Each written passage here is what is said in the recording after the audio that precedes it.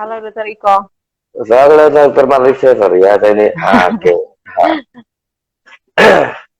Ya, Halo dok, putus tadi. Ini jaringannya ya, jelek nih. biasa itu. Saya juga tadi karena di jaringan di rumah tidak lancar ya, hilang timbul, makanya akhirnya saya pindah lokasi dulu ke kedai kopi teman saya. Nah, tadi terakhir Mantap. Sambil ngopi. sambil ngopi, ya betul, saya izin dulu mau minum dulu ya. Oke deh.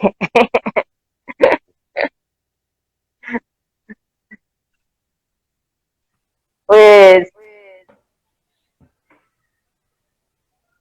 karena pandemi jadi belum sempat merasa kopinya Dokter Iko nih. Gimana? Karena pandemi jadi belum sempat merasa kopinya Dokter Iko nih. Wah, kedai kopi saya udah lama tuh. 2018 tutup karena nggak ada ini lagi, yang jagain nggak ada ya. Jadi mau nggak Oh mau gitu. belum benar. Ya ya ya ya. Dan kita ucapkan selamat bergabung untuk teman-teman kita yang baru terhubung. Ya, ini ada teman kita juga ini, Dokter Faisal Nasution dari Pekanbaru. Apa kabar Dokter Faisal? Apa kabar Dokter Faisal? Nah, kembali mungkin pada teman-teman yang baru bergabung, saya sampaikan lagi, silakan ketikkan di kolom komentar dua hal positif yang bisa kita dapat selama pandemi ini. Jawaban yang benar, yang paling cepat menjawab dengan benar, akan mendapatkan satu box masker medis dari produksi PT Maspion Indonesia. Ayo, lumayan loh ini masker medis, ya.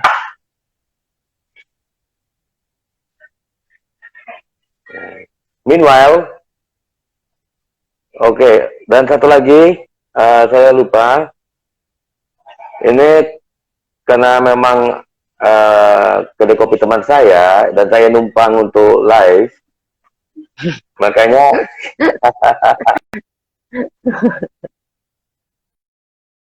hilang dia. Maka ini salah satu produk signature dari Easy Peasy Coffee, ya. Bila Anda berada di sekitar Cibubur, tepatnya Legenda Wisata, silakan mampir ke Easy Peasy Coffee, ya. Oke. Dan satu lagi, Terima kasih infonya. kalau Anda bersepeda, Anda dapat diskon 20%. Gitu. Wow, tantangan nih bersepeda ke Cibubur dari Bintaro. Iya. Dari Bintaro ke Cibubur, tentunya udah capek kan? Beda ya. Naik sepeda sehingga ke Easy Peasy Coffee, boleh tinggal memilih berbagai menu kopi dan non kopi yang ada, dan itu dapat diskon ya sepanjang Anda bawa sepeda. Gantungan sepedanya juga ada, jadi gak usah khawatir. Yes. Kita dapat ini, udah dapat yang menjawab yang pertama dari Mary Marta. Sisi positifnya, dekat dengan anak-anak, makan makanan sehat buatan sendiri di rumah. Jadi lebih peduli terhadap kebersihan diri sendiri dan lingkungan rumah. Selamat Mary Marta, Anda mendapatkan satu masker medis, satu box masker medis dari Masker ya. Nanti mohon di DM ke saya untuk alamat lengkapnya ya. Oke, ini ada saya ini. Iya, kayaknya sebenarnya Mary Marta ini kenal dengan Dr. Marlisa ya. Iya, betul. Kenal sekali. Keluarga pasien Dr. Marlisa bukan? Keluarga inti. Wah, keluarga inti malah ya. Oke, bentar ini kok. Ya taruh sini nggak kelihatan. Nah, Oke, kita lanjut ya, Dokter Marlisa. Eh,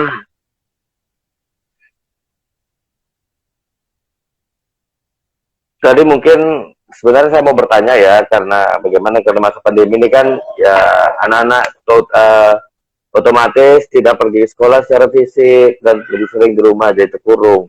Cuma tadi penjelasan Dokter Marlisa kayak sudah menyinggung masalah hal ini. Eh, Paling ini mungkin nih, apa yang perlu kita perhatikan pada saat anak-anak bermain di rumah?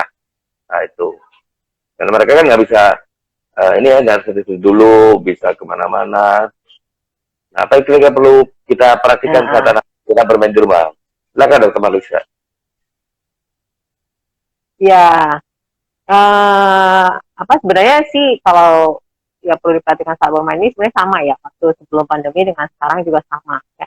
Yang perlu diperhatikan itu yang pastinya pertama tempat bermainnya, ya ruangannya, apakah ruangan tempat bermain itu cukup aman, misalnya tidak ada yang tanjakan atau turunan gitu ya, tidak ada barang-barang pecah belah yang mungkin beresiko untuk pecah, tidak ada alat-alat yang tajam gitu ya, atau sesuatu yang bisa membuat jadi cedera.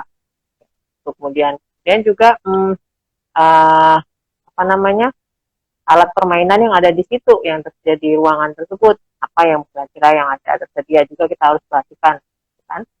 Kemudian waktunya, cukup nggak waktunya untuk bermain, si temannya siapa yang teman bermainnya, siapa yang bisa mengawasi ya. Kemudian juga cara bermainnya gimana gitu ya. Kadang-kadang ada anak-anak yang kalau bareng-bareng sama misalnya berbeda usianya cukup sama ini perbedaan usianya, misalnya dari yang di bawah 1 tahun, terus ada yang 3 sampai 4 tahun sampai 5 tahun, kan ini ragam permainannya sudah beda-beda ya. Ini kita harus yakin bahwa masing-masing itu ada yang mengawasi sehingga tidak sampai terjadi uh, kemungkinan untuk bahaya di antara mereka. Kemudian juga ekstra energi yang dipunyai gitu. Nah, apakah anak-anak itu cukup punya ekstra energi untuk bermain pada saat itu? Kalau misalnya dia lagi belum makan atau lagi dia ngantuk, ya pastinya dia tidak fit ya, tidak lagi senang untuk dalam keadaan posisi bermain. Nah, ini yang perlu diperhatikan pada dalam suatu aktivitas anak yang bermain. Nah, kemudian tadi terkait dengan alat permainannya ya. Nah, yang perlu diperhatikan bahwa alat permainan yang baik itu adalah alat permainan yang edukatif dan kreatif. Artinya yaitu bukan cuma sekedar alat, tapi dia dapat mengoptimalkan perkembangan anak sesuai dengan usianya, sesuai dengan tingkat perkembangannya, ya, untuk mengembangkan semua aspek-aspek perkembangannya, yaitu aspek gerak fisiknya, gerak halusnya, bicaranya, emosinya, sosial kemandiriannya, gitu. Itu sih ya. Nah, hati-hati juga nih dalam memilih alat permainan ini, juga ada yang harus di apa namanya istilahnya, yang perlu kita perhatikan, ada juga yang perlu jangan sampai itu ter jangan sampai itu dilakukan. Misalnya alat itu harus kita yakin aman dari segi bahannya, dari segi ukurannya, dari segi bentuknya, dari segi jenisnya, ya disesuaikan juga untuk masing-masing tingkatan usia. Ukuran dan berat mainan itu juga harus disesuaikan dengan usia.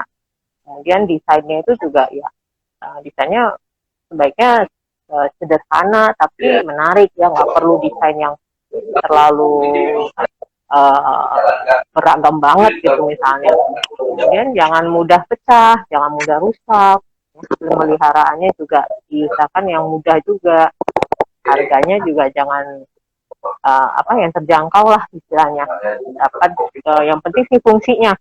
Fungsi dari mainan itu adalah bisa mengembangkan berbagai aspek perkembangannya, dan dapat dimainkan dalam berbagai situasi dan berbagai kondisi ya. Jadi jangan misalnya kalau kondisinya lagi panas, dia jadi meleleh misalnya, atau kondisinya jadi dingin, dia jadi membeku, akhirnya nggak bisa dipakai.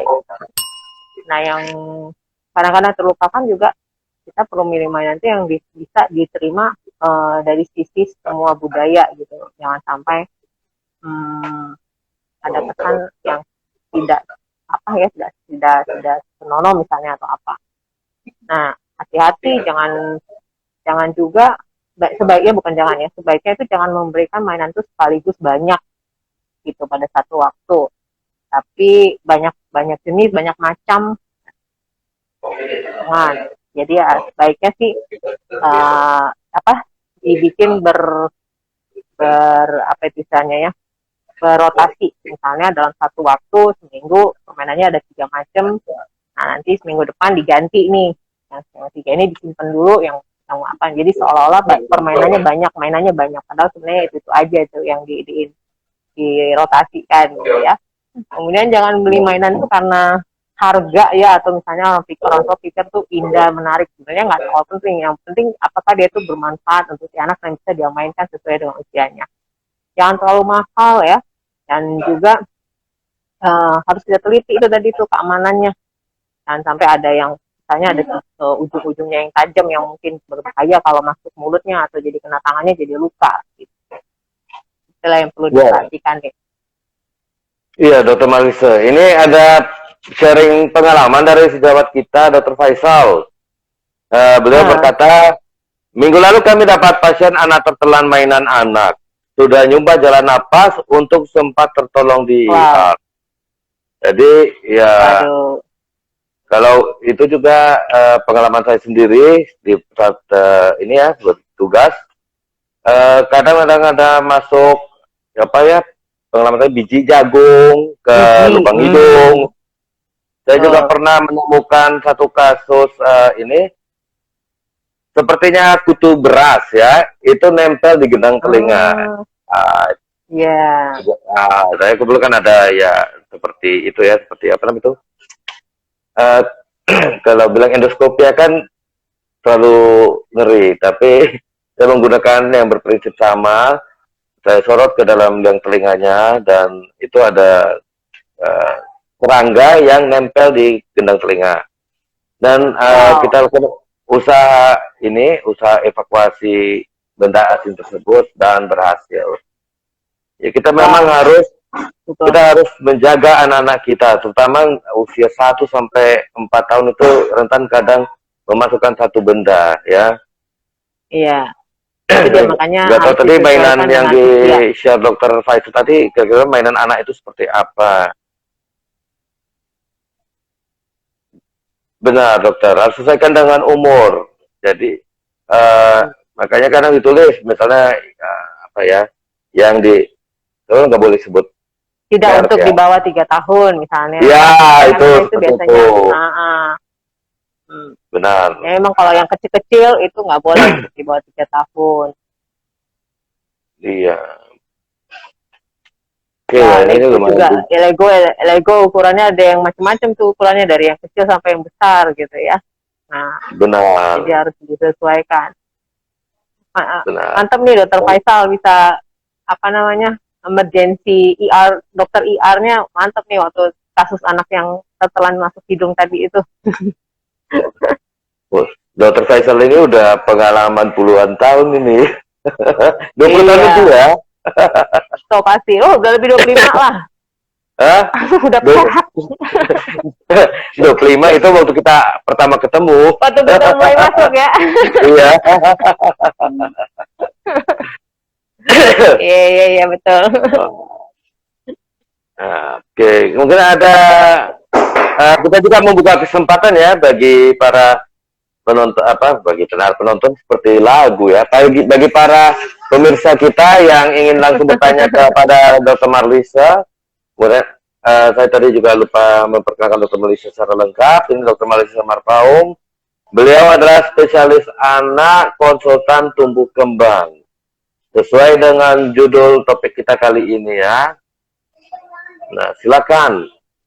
Mungkin ada yang mau ditanyakan langsung ke Dr. Marlisa-nya, boleh diketikkan di kolom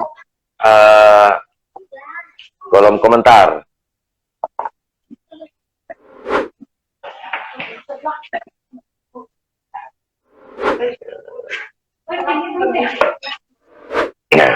Dokter Iko tadi udah selesai praktek nih. Oh, saya hari ini khusus libur untuk buat konten. Oh, oke. Sambil menunggu atau kita mungkin lemparkan ini yang kedua ya, pertanyaan yang kedua kepada para pemirsa. Siapa yang bisa menjawab yang pertama dengan benar dan tepat berhak mendapatkan giveaway dari saya satu box masker medis merek masker dari PT Mastion Indonesia.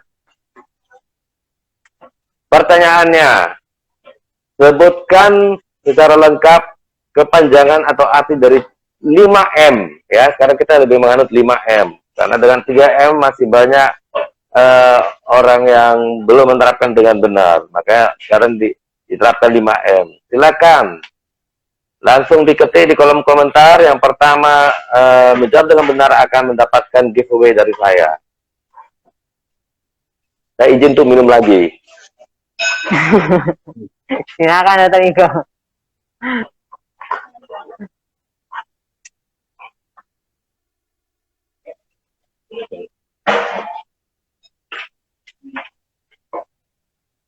Nah, kalau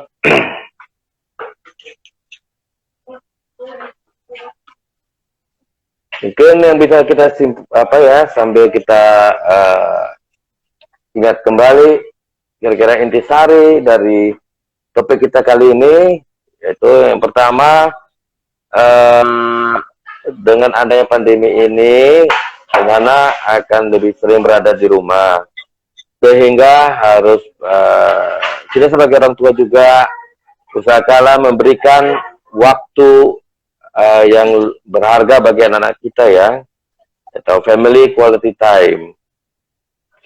Dan anak-anak itu dirangsang atau disimulasi baik saraf sensorik maupun motoriknya dengan kegiatan-kegiatan yang positif.